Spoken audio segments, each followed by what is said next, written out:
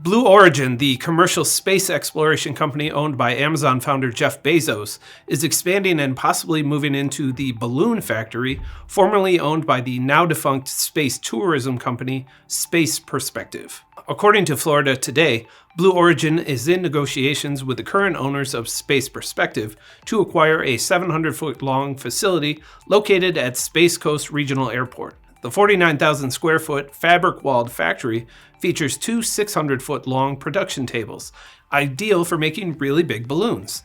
But now, as the report points out, the site will likely help support, quote, future manufacturing and bulk outdoor storage operations for Blue Origin. For Space Perspective, the sale of the facility marks an end to its fairly unique space tourism dream.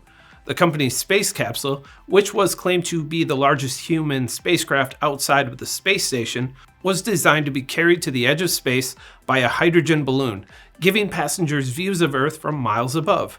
The company had planned to charge passengers $125,000 per trip, but had also offered up free trips through a partnership with Oreo. It would have given ordinary people the chance to fly to the stratosphere without having to endure the rigors of traditional space travel. But the company, which was founded in 2018, earlier this year received an eviction notice after falling behind in rent payments at its Florida facility.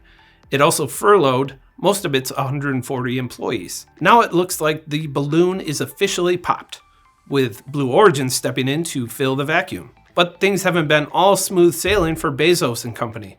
Blue Origin last month announced a $600 million production expansion project at its Rocket Park campus at the Cape Canaveral spaceport.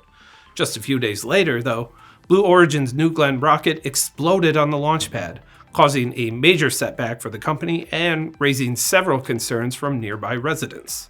I'm Ben Munson, and this is Manufacturing Now.